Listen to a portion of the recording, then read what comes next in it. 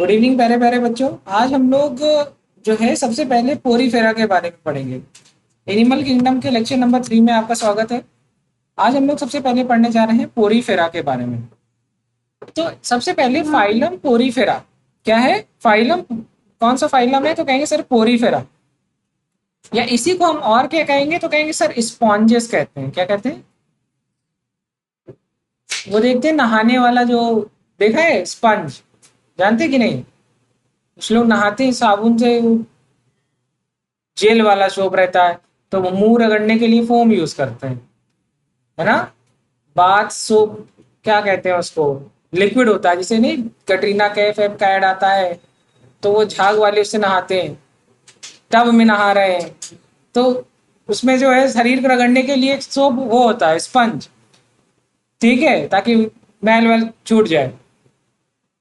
हम लोग life boys नहाते हैं, जो मिल जाए लड़के कुछ भी करने की, बस साबुन होना चाहिए, ठीक है। क्या समझ में आया? स्पॉन्जेस कहते हैं। अब बात आती है कि ज्यादातर ये कैसे होते हैं, मेराइन कैसे होते हैं। लिखिए लिखिए, कुछ इंपॉर्टेंट पॉइंट है, लिखिए। सामान्यता जनरली कैसे होते हैं? मेराइन। और इनकी बॉडी कैसी होती है? एसिमेट्रिक। कैसी होती है? एसिमेट्रिक। इनको मतलब इनको दो बराबर भाग में बांटा नहीं जा सकता।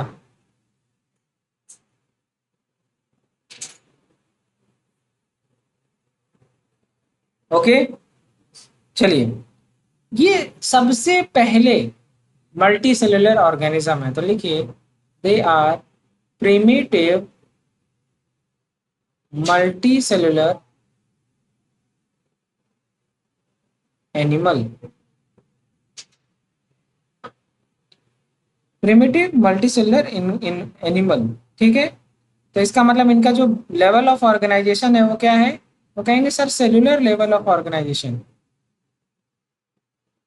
सेलुलर मतलब कई सारी सेल के समूह, लेवल ऑफ ऑर्गेनाइजेशन हमें देखने को मिलता है, ठीक है। चलिए, अब इसके बाद एक बात लिखी हुई है,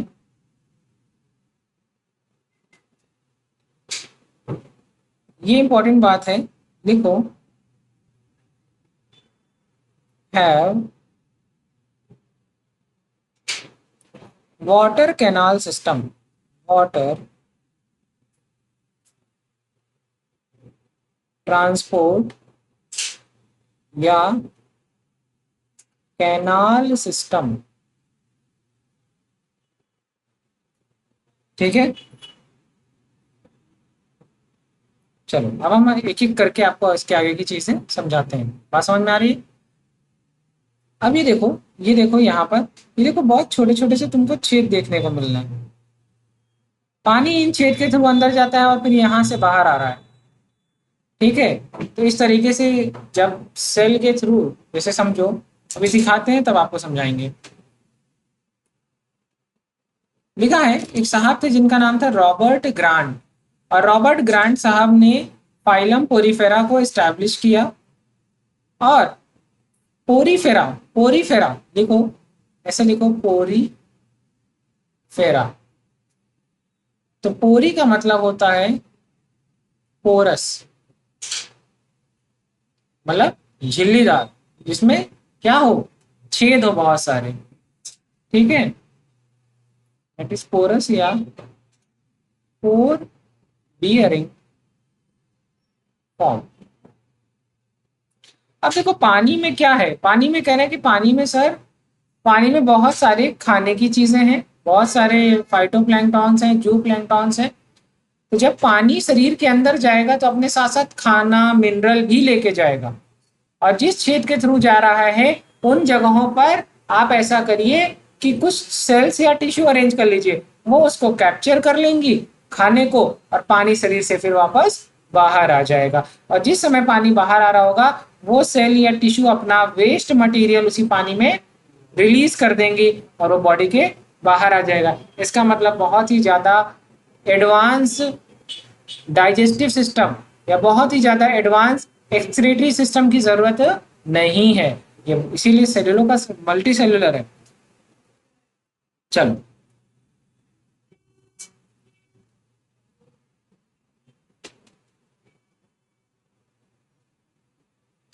एक शब्द लिखो, प्रिमिटिव मल्टी सेलुलर लिखवाया था, और भी चीजें लिखवाई थी। अब एक बात लिखो, सेसाइल। ये अपनी जगह पर, एक ही जगह पर रुके रहते हैं, या नॉन मोटाइल या इमोबाइल।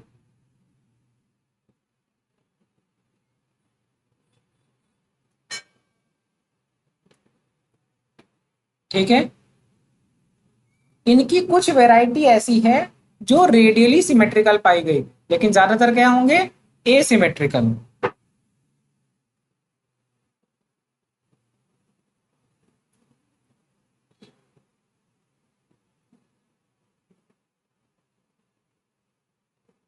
चलो, लिखो बॉडी वॉल। लिखो body wall. Body wall is composed of two layers.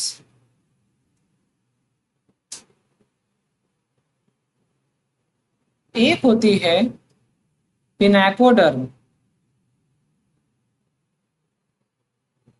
जो कि बाहरी वॉल होती है, आउटर, और दूसरी होती है आपकी, दैट इज कोएनोडर्म, जो कि अंदरूनी वॉल है, that is inner layer. Right, और इन दोनों वॉल के अंदर, जैसे ये है आउटर वॉल,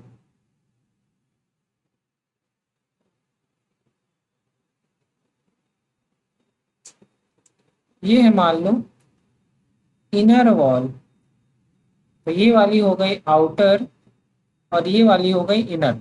अब इसके बीच में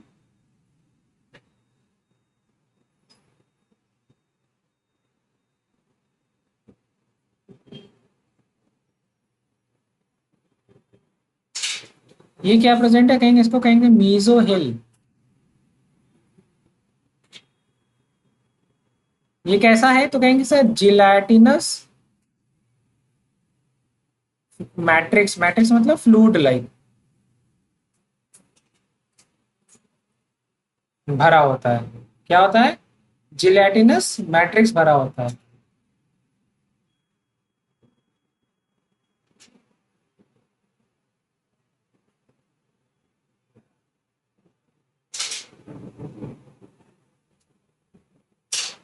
हो गया, बना लीजिए। लाइव क्लास में किसी भी बच्चे को कोई दिक्कत?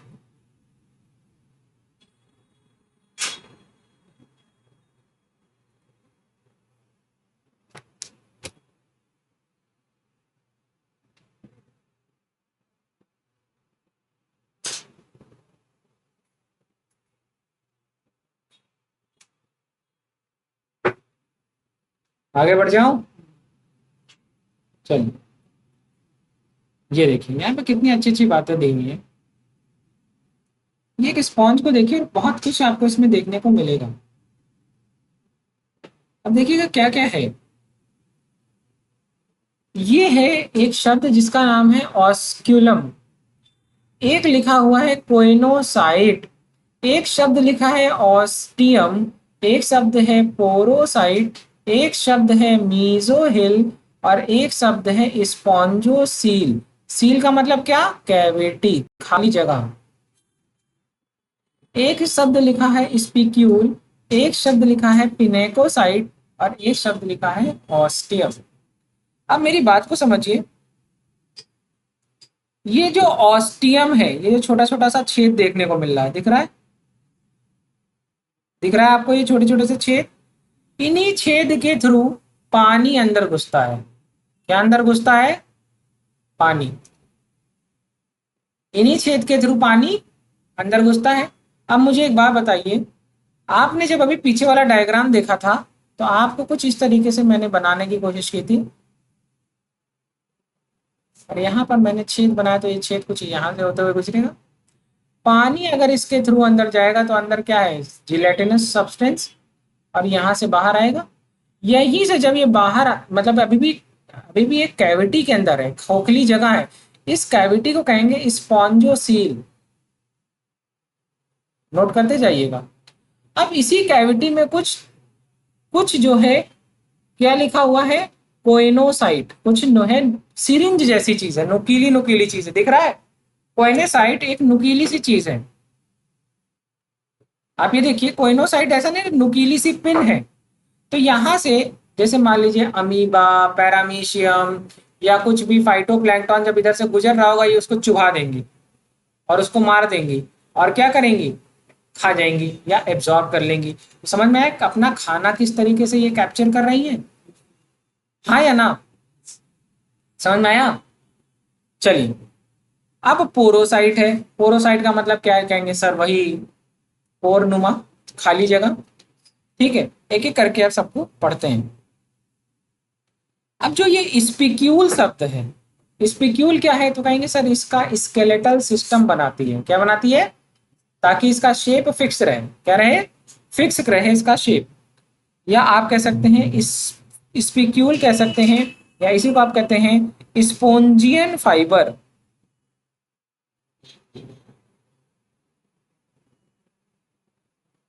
घर जा करके वीडियो देख करके दोबारा से उसमें से बनी हुई कुछ चीजें जो क्लास में इम्पॉसिबल है बनाना, उसको जरूर बनाया करिए। ठीक है, लेक्चर सेम डे अपलोड हो रहे हैं कि नहीं हो रहे हैं, हो रहे हैं। चलिए,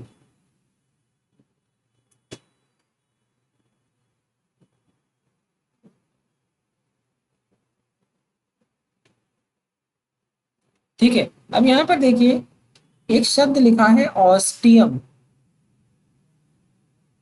ऐसा लग रहा है, ऐसा लग रहा है कि पोरोसाइट या या ऑस्टियम के थ्रू, ऑस्टियम के थ्रू, कलर चेंज कर रहा हूं, देखिएगा समझ में आ जाएगा।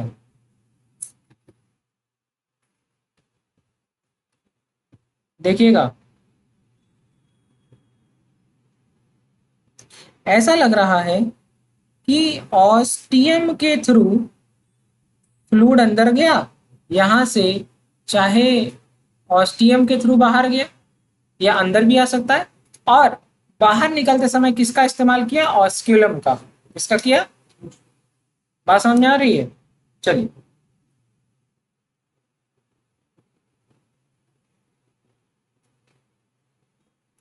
नोट माफ कीजिएगा, इसको इसको ऐसे बनाना था ना, ऑस्कुलम के थ्रू बाहर, यहां से नहीं, यहां से नहीं। समझ में आ गई बात। ऑस्टियम के थ्रू, ऑस्टियम के थ्रू क्या होगा, अंदर जाएगा, और बाहर किसके थ्रू आएगा, ऑस्क्यूलम। ऐसे बनाइए डायग्राम।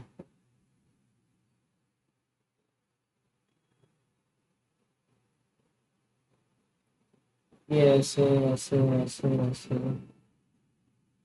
डायग्राम वगैरह बनाते रहना चाहिए। इसको लिखिए ऑस्टियम।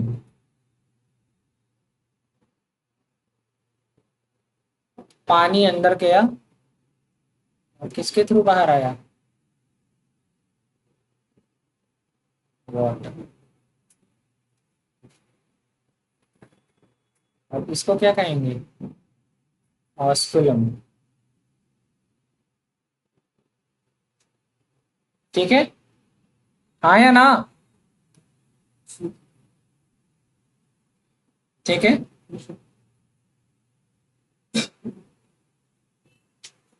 अब अंदर क्या है, अंदर कुछ नुकीली नुकीली सेल है।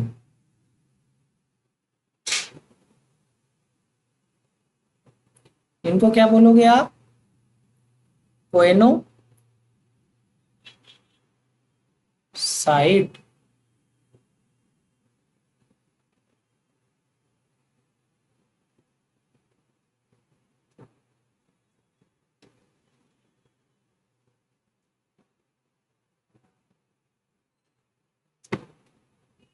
ठीक है, तो कोइनोसाइट क्या करती है? कोइनोसाइट का ही दूसरा नाम है कॉलर सेल।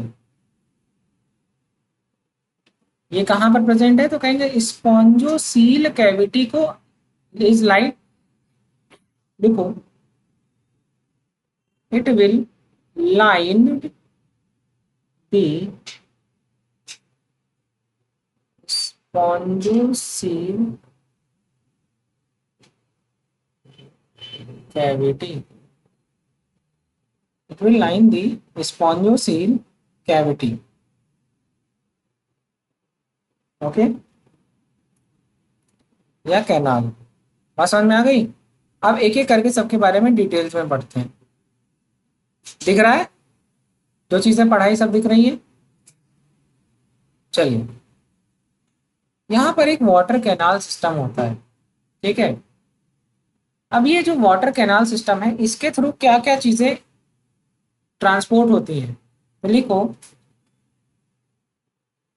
देखो, केवल ये पॉइंट लिखना, हैव वाटर ट्रांसपोर्ट सिस्टम और canal that conduct constantly conduct water. जल्दी इतना नोट करिए, तो मैं इसके बाद एक और point लिखाऊं।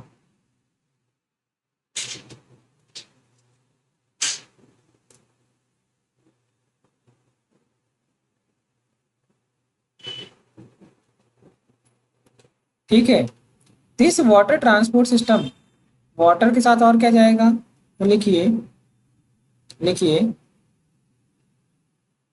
It is also helpful in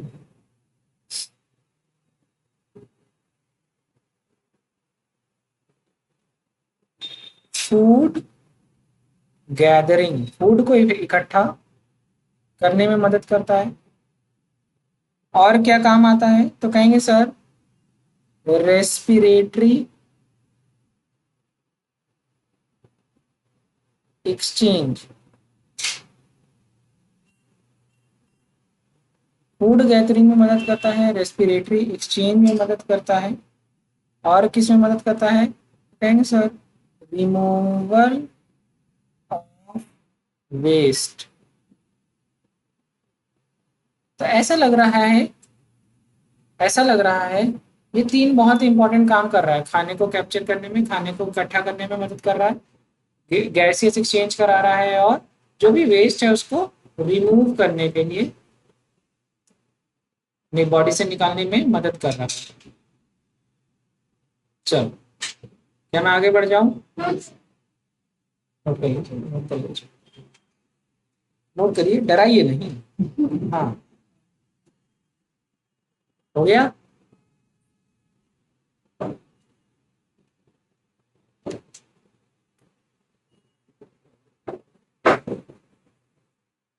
done?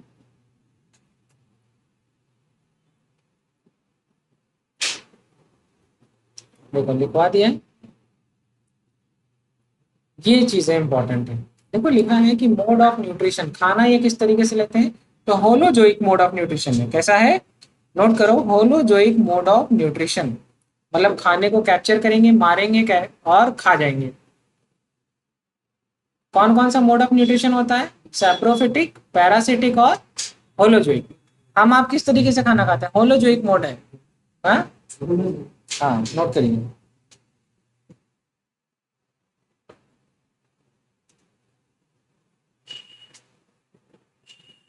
तो लिखिए, न्यूट्रिशन कैसा है? होलोजोइक। डाइजेशन कैसा है? सेल के अंदर, इंट्रा सेल्यूलर।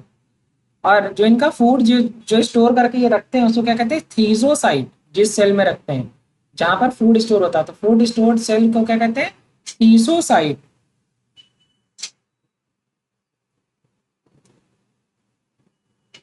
काफी चीजें इंपॉर्टेंट हैं इसमें।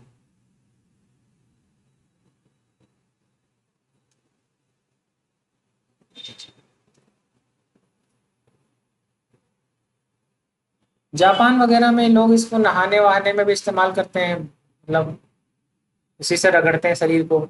तो बाथ स्पॉन्ज भी है, एग्जाम्पल है यू स्पॉन्जिया।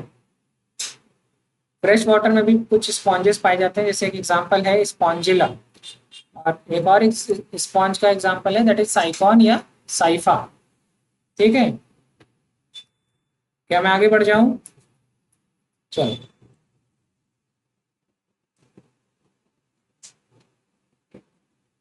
लिखिए, नर्व या सेंसरी सेल क्या होंगी? एब्सेंट होंगी। ठीक है, तो बहुत ही कैसा अच्छा कोऑर्डिनेशन होगा बॉडी में, बॉडी के पार्ट्स में, या बहुत कम होगा, नाम मात्र? तो लिखो, लिखो,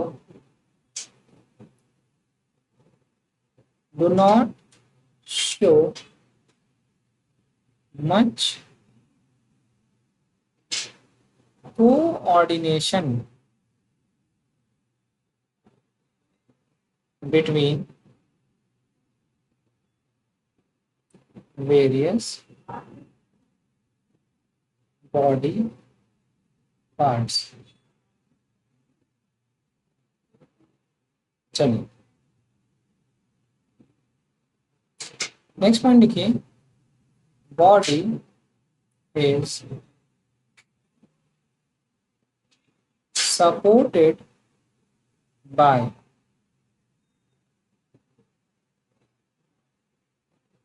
स्पिक्यूल्स या स्पॉन्जिन फाइबर्स।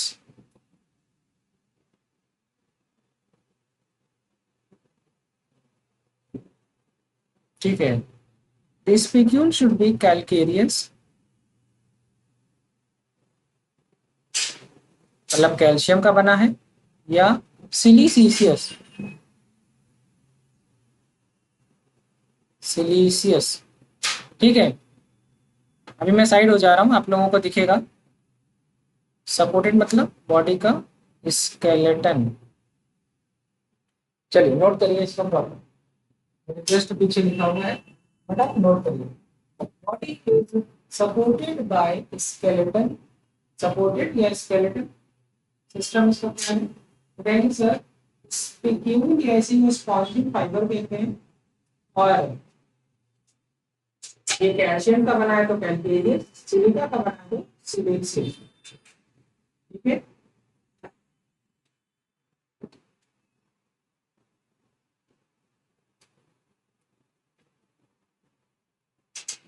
अब बात आ रही, इतना ज्यादा प्रिमिटिव है, आप मुझे बताओ, तो मेल फीमेल अलग अलग होगा?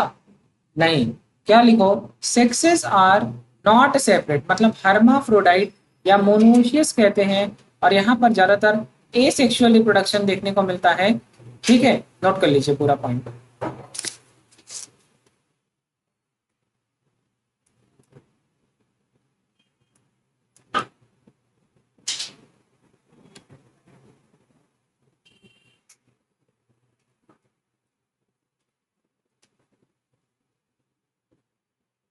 बेटा प्लांट किंगडम का सारा लेक्चर अपलोड हो गया है, एक बार आप जा करके जरूर देखिएगा, कुछ भी नहीं हुआ तो प्लीज बताइएगा। चलिए, क्या हमें देखने को मिला कि जो सेक्सेस हैं वो सेपरेट नहीं है, मतलब एग और स्पर्म सेम इंडिविजुअल पर पाया जाता है। ठीक है, चलिए, तो सेक्सुअल रिप्रोडक्शन है तो जाहिर सी बात है गैमीट के थ्रू होगा। अब यहाँ पे बहुत इंटरेस्टिंग बातें हैं, और ये सारे ही पॉइंट बहुत इंपॉर्टेंट हैं। एक बात लिखी है कि जो फर्टिलाइजेशन है वो इंटरनल होता है, लेकिन जो डेवलपमेंट है वो इनडायरेक्ट है। इनडायरेक्ट का मतलब क्या है? हमको यहाँ पर क्या देखने को मिलेगी? Larval stage. क्या देखने को मिलेगी? Larval stage. आगे लिखा हुआ है बट मैं फिर भी यहाँ लिख दे रहा हूँ, पूरा नोट करिए। फर्टिलाइजेशन कैसा होता है? बॉडी सेल के अंदर, ठीक है, क्लीवेज। क्लीवेज का मतलब क्लीवेज कैसा होगा? दो इक्वल बराबर, जैसे हम लोगों में होता है होलोब्लास्टिक। और इसके बाद डेवलपमेंट कैसा होगा? तो हम लोग जाइगोट से सीधे एम्ब्रियो बनता है। इनमें क्या होता है? जाइगोट के बाद लार्वा बनेगा, ठीक है, लार्वा के बाद इनके यहाँ कोकोन और ये सारी चीजें बनेंगी, जैसे कि, ठीक है,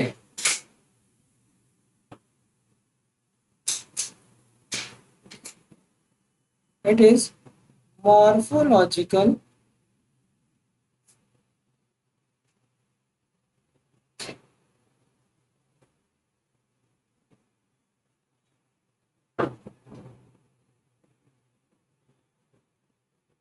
distinct from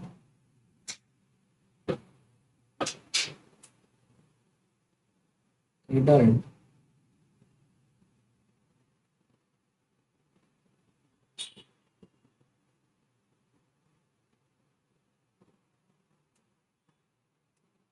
Morphologically distinct from adult.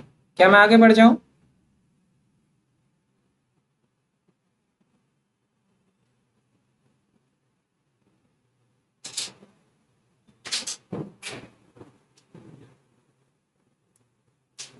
चलो, अब बात आती है कि जो लार्वल स्टेज है कौन कौन सी है। जैसे सबसे पहले हमें देखने को मिली पैरेंट काइमेला, दूसरी है दैट इज ट्राई काइमेला, और तीसरी जो हमें देखने को मिलती है दैट इज एम्फीब्लास्टुला। ठीक है, दिस इज एम्फीब्लास्टुला। और इसके बाद एडल्ट स्टेज आती है। लिखिए, अब इनको आप इनको काट करके कहीं डाल देंगे तो क्या हो जाएगा, दोबारा से नया बन जाएगा। तो लिखिए दे हैव या शो पावर ऑफ रीजनरेशन। तो इसी को हम फ्रेगमेंटेशन भी कह सकते हैं। ठीक है, लिख low power of regeneration well developed. Larval stage तो लिखने की जरूरत नहीं है। अगर आपको लगता है कि आपको नॉलेज चाहिए तो आप जब वीडियो से लिख करके लिख लीजिएगा, power of regeneration is well developed.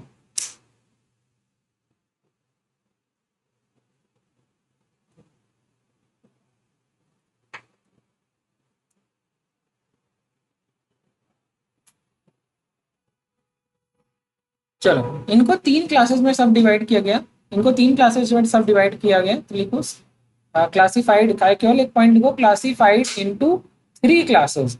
एक होता है कैलकेरिया, दूसरा है हेक्सा नेलिडा, और तीसरा है डेमोस्पॉन्जे।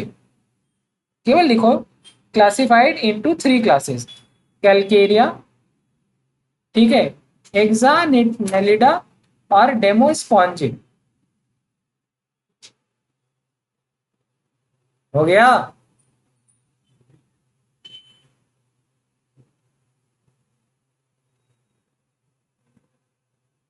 डन।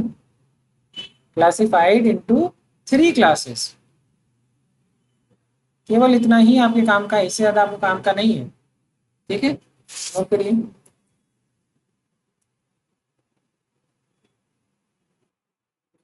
ठीक है, अब देखिए आपकी एनसीईआरटी में कौन कौन सा एग्जाम्पल दिया है। आपकी एनसीईआरटी में स्पॉन्जिला का एग्जाम्पल दिया है।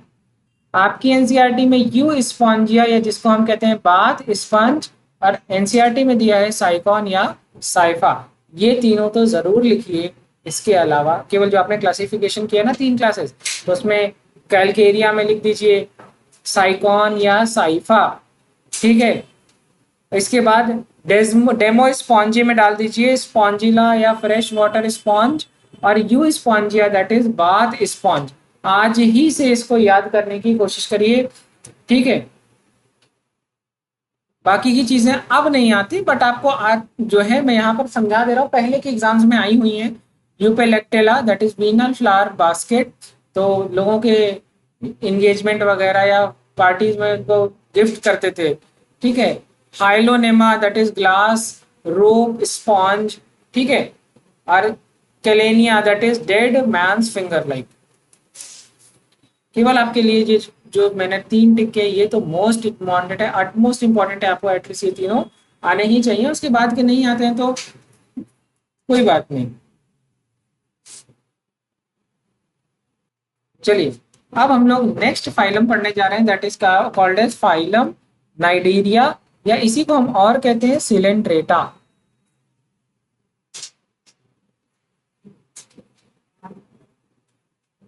ठीक है, तो देख रहे हैं, आपको ऐसा लग रहा है कि जेली फिश दिख रही है आपको?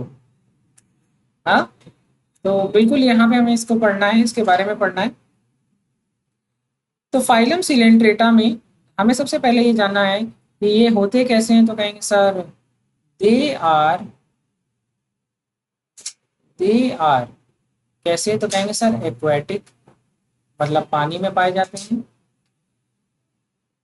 एक्वेटिक मतलब जो है नॉर्मल पानी में पाए जाते हैं, ज्यादातर मेराइन होते हैं, मोस्टली समुद्र में पाए जाते हैं मेराइन।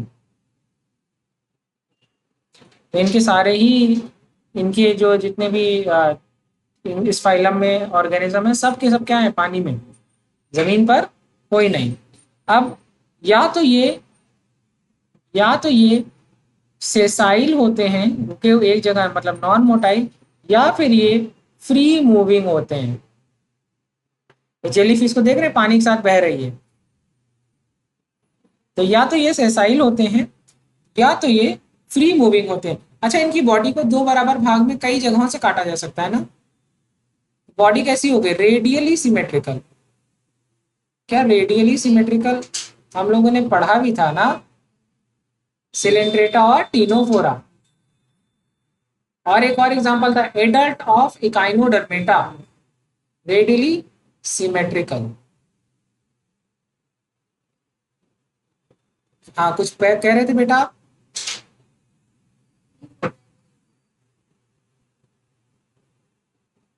तो जेली फिश खाना है। चलो, ये जो नाइजीरिया टर्म है, ये जो नाइजीरिया है, दिस टर्म,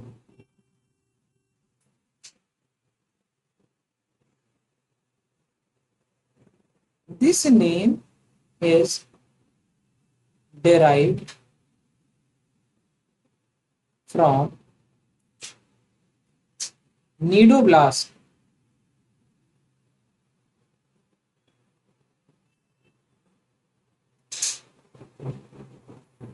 या इसी को कहते हैं नीडोसाइट। ब्लास्ट मतलब यंग, साइट मतलब ओल्डर। नीडोब्लास्ट या नीडोसाइट, ठीक है। तो व्हाट आर नीडोब्लास्ट या cnidocytes, these are stinging capsule. पहले की रानी लोग क्या करती थी, अंगूठी पहनती थी और क्या करती थी, मरने जब आक्रमण हो जाता तो चाट लेती थी, कहते मर गई, अंगूठी अंगूठी में विष रहता था। इसी तरीके से इसी तरीके से ये लोग क्या करते हैं, ये अपने नीडोब्लास्ट या नीडोसाइट का इस्तेमाल करते हैं। ये कोई भी दूसरा ऑर्गेनिज्म है उसको गाय और स्टिंग कर ली, क्या करें, काट ली, तो अपना निडल धसा दी और उसमें जहर रिलीज कर दी। अब वो आदमी क्या हो जाएगा, मर जाएगा। और फिर जब वो मर जाएगा तो उसको खा जाएंगे, उसे खाना। तो क्या करें, तो इसका इस्तेमाल क्या करते हैं, तो टू कैप्चर प्रे, ठीक है। नीडोब्लास्ट, इसी को कहते हैं निमैटोसिस्ट। नीडोब्लास्ट कंटेन निमैटोसिस्ट या स्टिंगिंग कैप्सूल।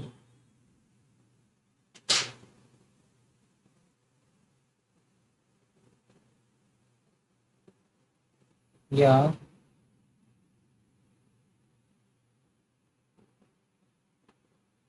स्टिंगिंग कैप्सूल या nematocyst. This cnidoblast is present on tentacles, ठीक है।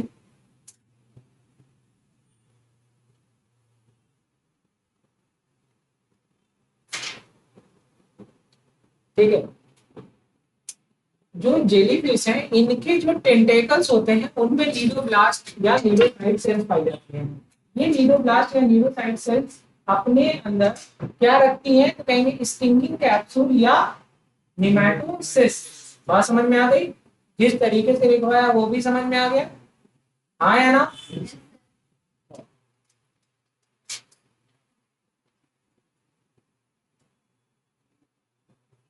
तभी अच्छा लग रहा होगा, हाँ? मैंने अच्छे से बनाया भी है। नोट्स वगैरह घर जाकर के रिवाइज करते हैं, क्वेश्चन लगाते हैं कि नहीं, वीडियोस देखते हैं कि नहीं। नहीं,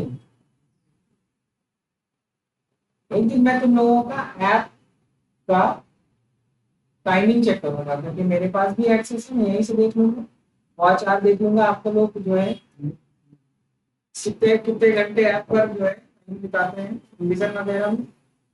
झूठ बोल रहे हैं ना, बहुत से बच्चे झूठ बोल रहे होंगे, झूठ बोलेंगे उसमें पता चल जाएगा। ऐप खोलते हो, इंस्टाग्राम खोलते हो, चलिए।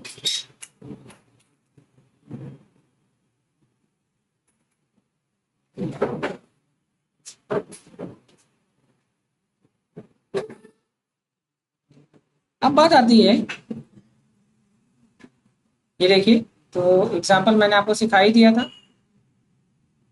अब यहाँ पर कुछ खास बातें हैं, इन सब के बारे में मैंने आपको पढ़ा दिया है। ये देखिए, ये आपको क्या दिख रहा है, नीडोसाइट या नीडोब्लास्ट। अब इसमें क्या है हमें पढ़ने लायक, यहाँ पर एक बात लिखिए, नीडोसाइट या नीडोब्लास्ट जो मैंने आपको पढ़ाया, इसमें एक पॉइंट लिखिए,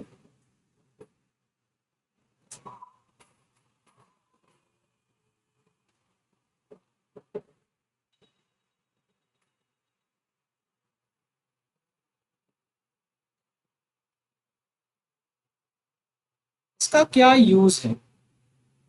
देखिए, टू कैप्चर प्रे, जिनको ये खाएंगे,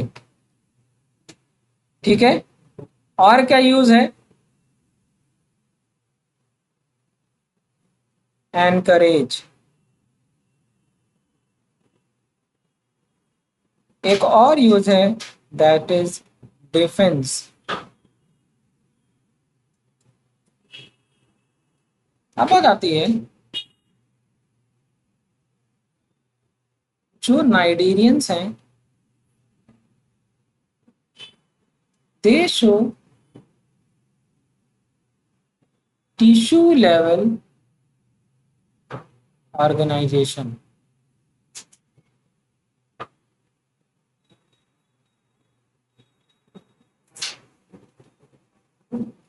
और मैंने आप लोगों को पढ़ाया था डिप्लोब्लास्टिक ट्रिप्लोब्लास्टिक, वहां पे सिलेंट्रेटा और टीनोपोरा का एग्जाम्पल पढ़ाया था डिप्लोब्लास्टिक के लिए। तो एक और शब्द इंपॉर्टेंट है, डिप्लोब्लास्टिक।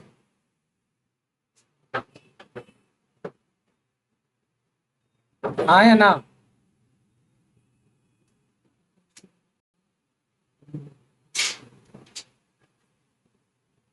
ठीक है। अब मैंने आपको बताया था कि माउथ, मतलब एक पढ़ाया था डाइजेशन के टाइम पे, एक पढ़ाया था circulatory pathway, open type close type पढ़ाया था। चलो, हाँ या ना, क्या पढ़ाया था, तो कहेंगे सर एक पढ़ाया था सर्कुलेटरी सिस्टम, ओपन टाइप और क्लोज टाइप। एक चीज और पढ़ाई थी मैंने आपको, दैट इज डाइजेशन से रिलेटेड थी वो। क्या पढ़ाया था, कुछ याद है आप लोगों को? हाँ, कंप्लीट डाइजेस्टिव सिस्टम, और दूसरा क्या था, incomplete digestive system, right. Incomplete digestive system जहां पर आपने सुना था, वहां पर माउथ ओपनिंग कितनी थी, एक। कितनी थी, एक। चलिए, यहीं से ये चीज काम की है हमारे, ये बात हमारे लिए काम की है।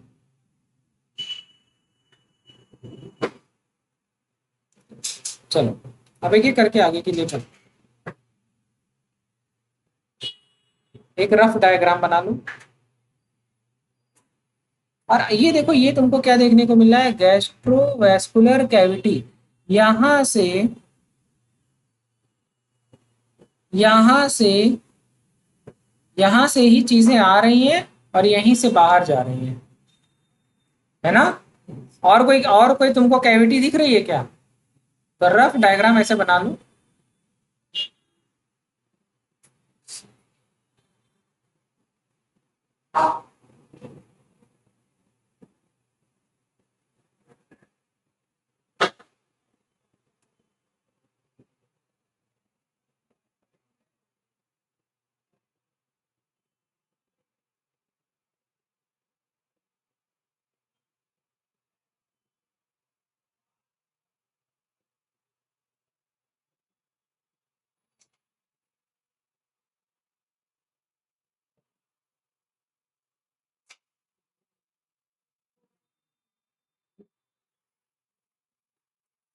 ठीक है,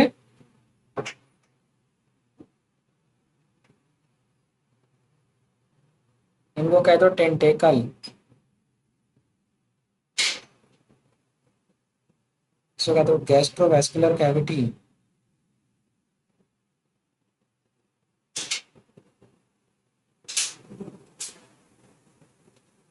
ये लेयर को कहते हैं गैस्ट्रोडर्मिस।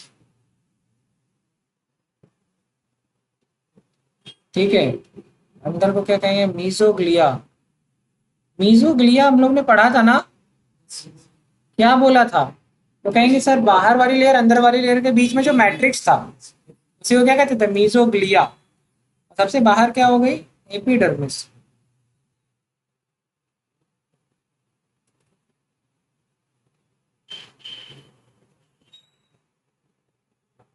बात समझ में आ गई? हम्म।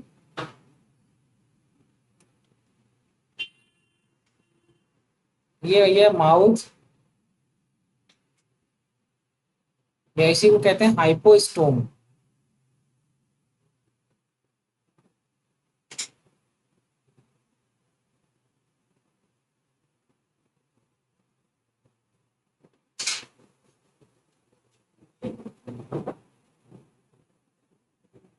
मतलब सिंगल ओपनिंग।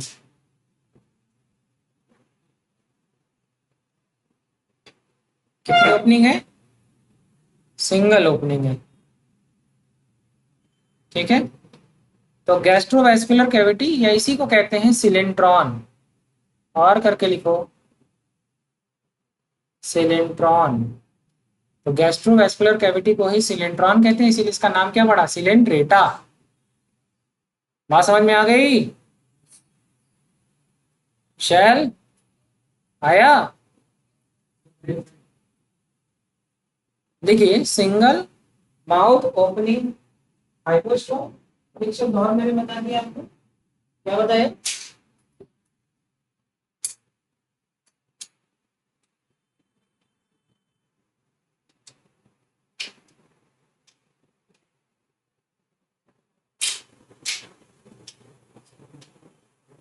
सिलेंट्रॉन।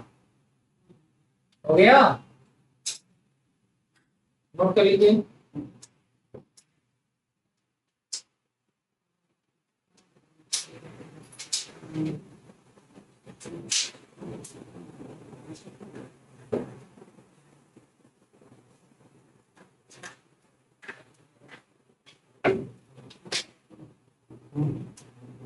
चलो लिखो, हाइपोस्टोम के पास लिखा था ना माउथ, क्या लिखा वहां, लिखा था ओनली सिंगल ओपनिंग। चलो, जहां तुमने लिखा था माउथ, कहेंगे ओनली सिंगल ओपनिंग, तो सर्व टू पर्पस। और ये क्या क्या, इंजेशन भी, खाने को निगलना भी, और इजेशन भी। इंजेशन और इजेशन दोनों। एक बात और लिखिएगा, मतलब सिंगल ओपनिंग है इसका मतलब क्या है, एनस नहीं प्रेजेंट है, no anus, no anus.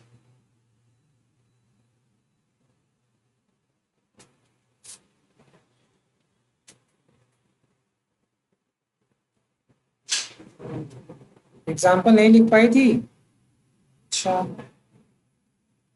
यूस्पोंजिया, साइकॉन, cipher, और एक और पढ़ाया था बाथ स्पंज, तीन एग्जाम्पल पढ़ाया था उसमें पोरिफेरा में।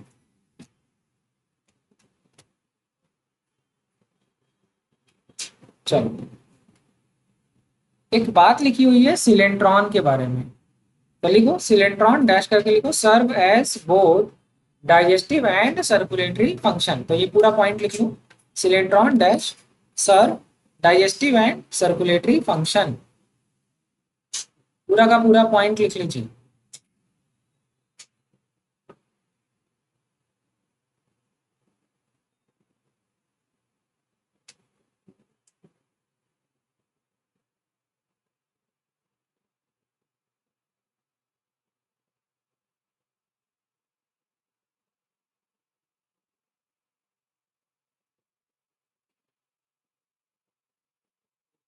अब एक बात है, जैसे आप लोगों ने कोरल रीफ का बार नाम सुना होगा, कोरल रीफ, कोरल्स कोरल्स तो सुना होगा। कोरल सुना है शब्द? कोरल रीफ समुद्र के किनारे होती हैं, बाढ़ से बचाती हैं, बहुत सारी चीजें हैं, मतलब जाकर के देखिएगा कोरल रीफ। तो कोरल रीफ तैरती रहती हैं, जो नीचे जमीन में फिक्स रहती हैं, फिक्स रहती है ना, टाइड्स को ब्रेक करती हैं, बहुत अच्छा पर्पज है। और इंसान इतना बदतमीज, वो कोरल रीफ को हटा देता है सब अपने इस्तेमाल के लिए।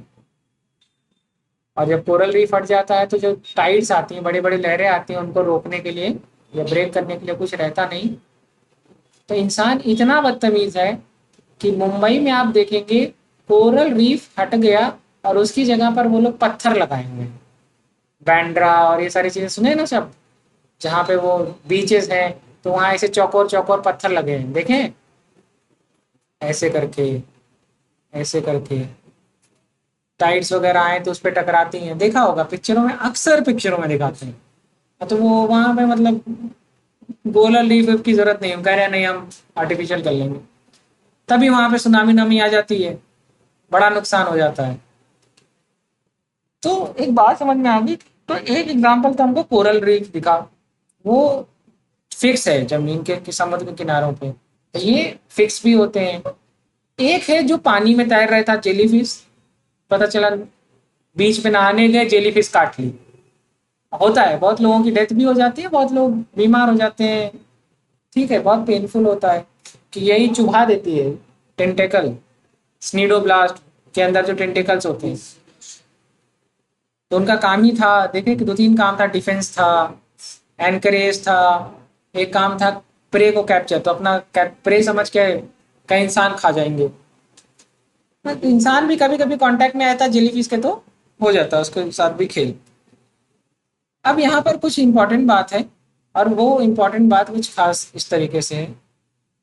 पहले यहाँ लिखो कुछ पॉइंट्स, लिखो डाइजेशन।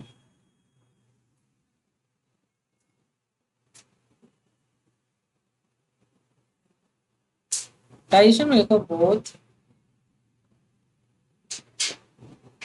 एक्स्ट्रा सेलुलर, मतलब बाहर से ही, बाहर बाहर ही अपना जो है केमिकल केमिकल रिलीज किया, और जिस जैसे किसी डेड ऑर्गेनिज्म के ऊपर है, अपना केमिकल रिलीज किया और धीरे धीरे उसको क्या किया, डिसॉल्व कर दिया, और उसको उससे न्यूट्रिशन को एब्जॉर्ब कर लिया। तो कैसा डाइजेशन हो गया, सेल के बाहर, दैट इज एक्स्ट्रा सेलुलर। दूसरा है इंट्रा सेलुलर, ठीक है।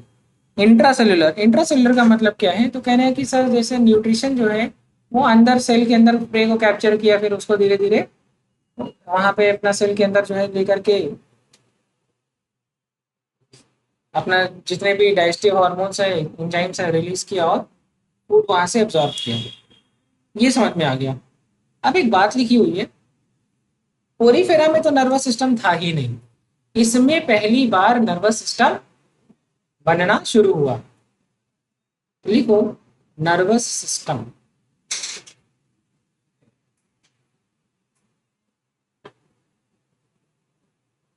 देखिए प्रिमिटिव टाइप,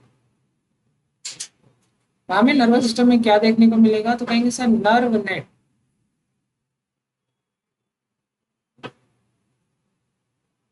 फिर डिफ्यूज टाइप की।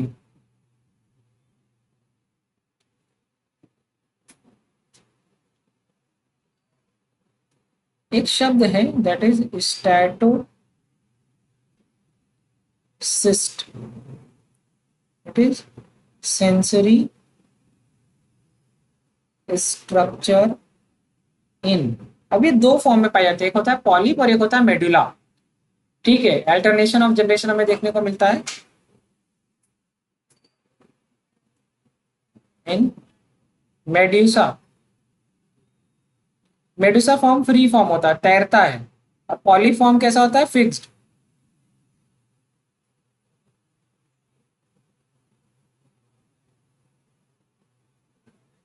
इन मेडुसा फॉर्म। जेलीफिश किसका कैसा एग्जांपल है, मेडुसा। ये बात समझ में आ गई? ये है स्टैटोसिस्ट। और ये कैसे होते हैं? सेंसरी नेचर होता है इनका। हो गया था ना? चलिए, अब बात आती है कि इनका जो एक्सो स्केलेटन है ये किसका बना होता है। देखो, लिखवा दिया है शायद, ये तो बहुत अच्छे से। कैल्शियम भी लिखवा दिया है, और कैलकेरियस भी लिखवा दिया, और सिलीसियस भी लिखवा दिया। कैलकेरियस जहां लिखवाया वहीं डैश करके लिखो कैल्शियम कार्बोनेट। और एग्जाम्पल लिख लो कोरल, जहां लिखवाया था ना वहीं एग्जाम्पल के तौर पर लिख लो कोरल। Corals, coral reef. हाँ, अरे शुरू में ही लिखवाया था, नाइटेरियन जहां शुरू किया था वहां पे सिलीसियस और दोनों लिखवाया है। लिखवाया है, मिला कि नहीं मिला? एक्सोस्केलेटन। हाँ, पहले लाइन में है ना, तो वहीं लिख लो। सिलिक कैलकेरियस में लिख लो कैल्शियम कार्बोनेट, और कैल्शियम कार्बोनेट के बाद आप क्या लिखेंगे? कोरल रीफ एग्जाम्पल के तौर पर। अब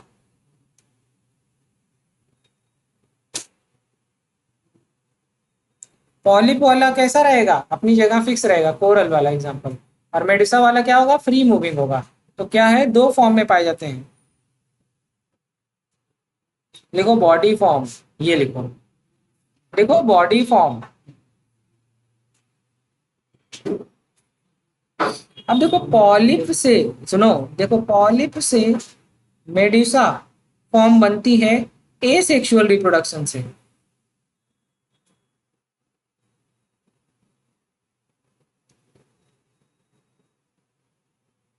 लेकिन मेडुसा से पॉलिप फॉर्म बनती है वाया सेक्सुअल रिप्रोडक्शन। बात समझ में आ गई? और इसका एग्जाम्पल है ओबीलिया।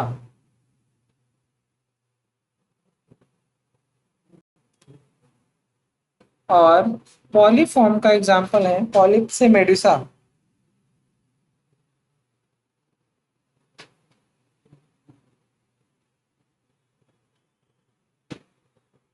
अब कुछ पॉलिप फॉर्म्स, इसका example, polyform is sessile, cylindrical. Sessile मतलब फिक्स्ड। और ये अल्टरनेशन ऑफ जनरेशन कहते हैं मेटाजेनेसिस।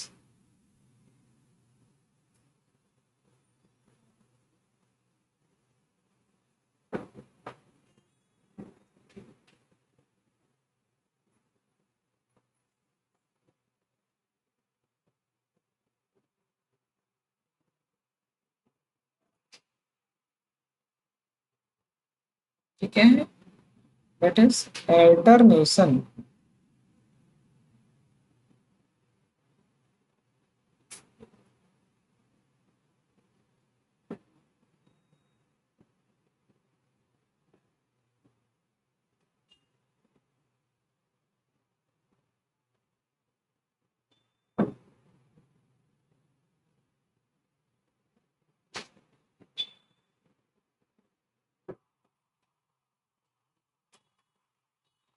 एग्जाम्पल याद करना बहुत इंपॉर्टेंट है। पॉलीफॉर्म का एग्जाम्पल है हाइड्रा, एडेम्सिया। इसी तरीके से हम पढ़ने जा रहे हैं मेड्यूसा फॉर्म का।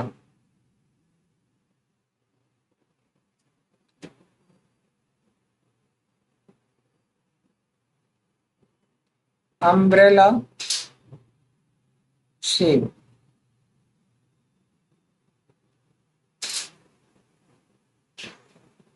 दूसरी बात, इट इज फ्री स्विमिंग। उसका जो एग्जाम्पल है वो है ऑरेलिया, या हम इसी को कहते हैं जेली फिश।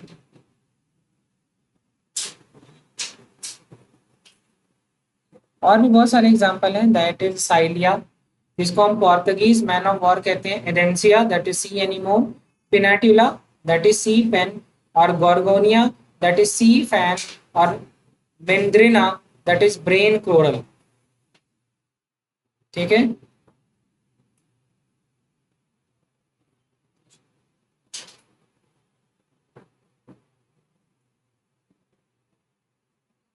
हो गया।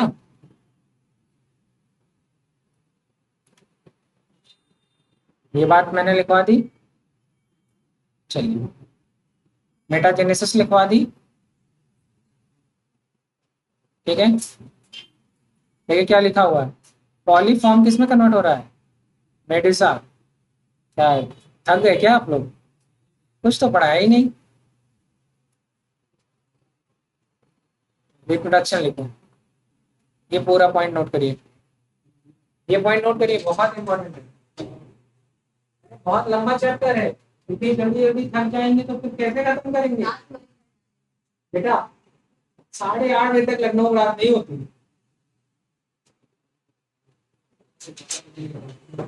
रात लखनऊ में शुरू होती है 8:30 बजे के बाद। क्या टाइम हो रहा है, बस ना, अभी भी 1.5 घंटा है। चलो देखो, 15 मिनट पढ़ाया मैंने, बाकी टाइम तो आपने लिखा ही है। जी सर, बहुत ज्यादा पूछ लिया हाँ,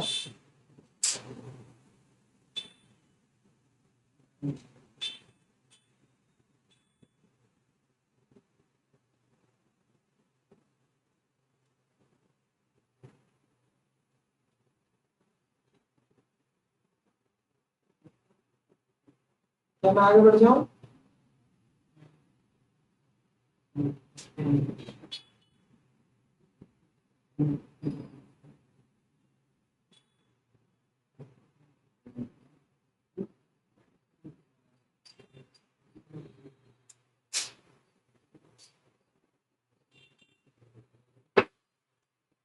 हो गया। अब सिलेंट्रेटा को 3 सब क्लासेस में बांटा गया, एक होता है हाइड्रोजोआ, दूसरा होता है साइफोजोआ, और तीसरा होता है आपका एंथोजोआ। तो लिख लो 3 क्लासेस, हाइड्रोजोआ, साइफोजोआ और एंथोजोआ। अब केवल हमको इसका एग्जाम्पल लिखना है और चैप्टर टॉपिक हमारा बिल्कुल खत्म।